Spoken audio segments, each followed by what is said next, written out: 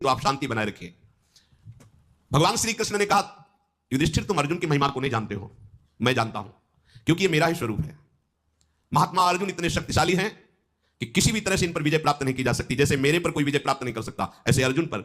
जानते हो महाराज युधिष्ठिर ऐसा क्यों? क्योंकि अर्जुन मैं हूं, मैं ही अर्जुन हूं।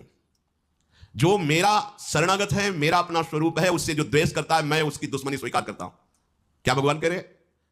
जो नारद जी ने सूत्र लिखा है भक्ति में, तस्मित तज्जने भेदा भावा, अभेद स्थिति हो जाती है भक्त की। भक्त और भगवान में भेद नहीं रहता। तो भगवान कह रहे हैं जो अर्जुन से द्वेष करे वो मेरा द्वेषी, जो मेरे शरणागत से द्रोह करे वो सीधा दुश्मनी मैं लेता हूं। और जो मेरे दुश्मन है उनको सृष्टि में कहीं भी चैन मिल जाए, ऐसा कैसे हो सकता है? इसलिए महाराज कुंती कुमार अर्जुन की तरफ दृष्टि रख करके तुम सदैव निर्भय रखना, क्योंकि मैं ही कुंती कुमार अर्जुन के रूप में हूं। अर्जुन मैं है और मैं अर्जुन हूं। जैसे साधु हृदय मैं साधु मेरा हृदय, यहां भगवान भक्त को अभेद स्थिति बता रहे हैं।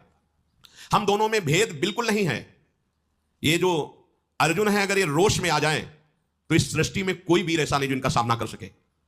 भगवान श्री कृष्ण के ऐसा कहने पर धृष्टद्युम्न खड़े हुए और उनका मेरी बहन द्रौपदी को सभा में लाया गया और निर्वस्त्र करने की चेष्टा की गई। तो मैं सत्य कहता हूं कि पहले सबसे द्रोणाचार्य का गला उतारूंगा और भीष्म को भी दंड दूंगा कि इतने बड़े धर्मात्मा होते हुए ऐसी सभा में ऐसा अन्याय।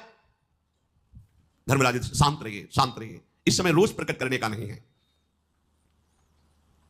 द्रौपदी जी खड़ी हुई और कहा, प्रभु आप तो केवल रोष की बातें कर रहे हो, क्या आपको पता है कि मेरे हृदय में क्या हो रहा है? हे कृष्ण, मेरी जैसी स्त्री जो आपकी शरणागत है, आपकी सखी है, धृष्टद्युम्न की बहन है, पांडवों की पत्नी है, उसे बाल पकड़ के घसीट कर एक वस्त्र में सभा में लाया जाए और यह आदेश किया जाए कि इसको निर्वस्त्र कर दिया जाए, और ये पांडव जन सब कह रहे चुप रहिए, मेरे हृदय में क्या हो रहा है आपको पता है? मधुसूदन, पांडवों, पांचालों और वृष्णिवंशी वीरों से संबंध रखने वाली मुझको गलत शब्द बोला गया सभा में। कर्ण ने गलत शब्द बोला था, अब मुझे दासी कहा गया, बलपूर्वक मुझे घसीटा गया। हे श्री कृष्ण, 4 कारण हैं जिनसे मेरी बात आपको पूरी करनी ही होगी। पहला कारण, मैं आपके संबंध में हूं। दूसरा कारण, मैं आपकी शरणागत हूं। तीसरा कारण, मैं कोई स्त्री से प्रकट हुई नहीं हूं, मैं अग्नि से प्रकट हुई गौरवशालिनी हूं।